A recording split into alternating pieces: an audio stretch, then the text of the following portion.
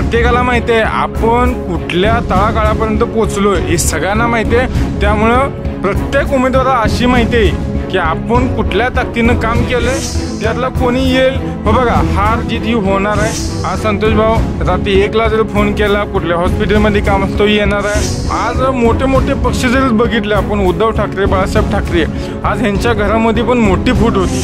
मग आपण का म्हणणं करायची। आज बघा आज एका समाजात 2-2, 3-3 उमेदवार आहेत। प्रत्येकजण ज्या त्या पद्धतीने काम करतो बरोबर आहे ना। मग कार्यकर्त्यामध्ये ह्यात भांडणं होऊ नये। जो ज्या पद्धतीने काम करतो त्या पद्धतीने तो निवडून येईल।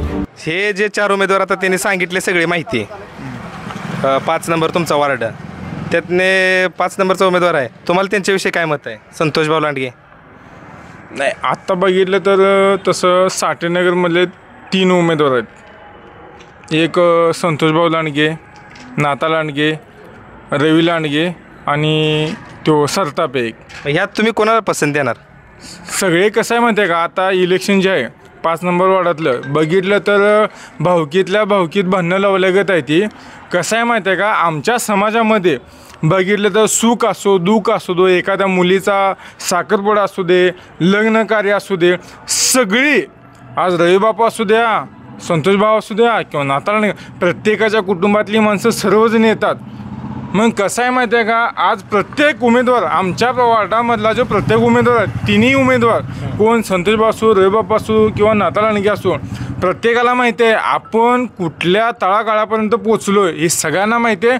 त्यामुळं प्रत्येक उमेदवाराला अशी माहिती आहे की आपण कुठल्या ताकदीनं काम केलं आहे त्या ताकदीनं सगळे माझी आहे ती मी सगळ्यांना सांगाय फक्त आवर्जून मी तुम्हाला सांगू शकत नाही बाबा हाच उमेदवार निवडून येईल असं। पण इलेक्शन आहे तुम्हाला कोणचा उमेदवार कुठला कामाचा आहे कामाचा कुठला आहे तुम्हाला? सगळे कामाचे आहे ती तसं मी काय कोणाचं नाव घेऊ शकत नाही। प्रभागात सगळेच काम करत असतात। नाही प्रभागामध्ये आमच्या 3 उमेदवार आहेत ती 4 उमेदवार आहेत ती फक्त 3 उमेदवार आहेत कामाचे आहे ती त्यातला कोणी येईल। बघा हार जीत ही होणार आहे।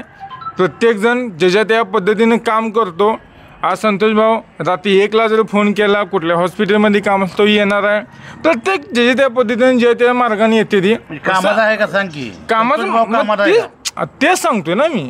कसं आहे ज्याच्या त्याच्या पद्धतीने देतो त्या काम करतो फक्त जनतेचा कौल कसा राहील ते असं मी सांगू शकत नाही वैयक्तिक। तुम्हाला माझा एक प्रश्न आहे तुम्ही मगाशी म्हटला संतोष भाऊ काम करते मग त्यांनी शिवसेनेतनं उमेदवारी दिल्या शिवसेना आणि भाजपमध्ये आता इथे लढत आहे। आता जे सध्या एकत्र आलेले आहेत एकमेकाला शिव्या देऊन त्यांच्याविषयी तुमचं काय मत आहे? आता कसं आहे सांगू का आता ही शिव्या देऊन एकत्र जे आले ते आता त्यांचा प्रश्न आहे कारण ही मोठे ते विकास करू शकतील का?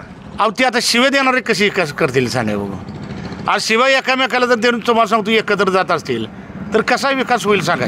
म्हणजे विकासासाठी एकत्र आलेत का यांच्या स्वार्थासाठी? हे नुसत्या स्वार्थासाठी झाले ते विकासासाठी कुठं आले? 1 मिनिट मी बोलू शकतो। माझं म्हणणं कसं माहिती आहे का आज मोठे मोठे पक्ष जर बघितले आपण उद्धव ठाकरे बाळासाहेब ठाकरे आज ह्यांच्या घरामध्ये पण मोठी फूट होती पण आज ते एकत्र होऊ शकतात फक्त त्यांच्या कार्यकर्त्यामध्ये भांडणं लागतात। मग आपण का म्हणणं करायची।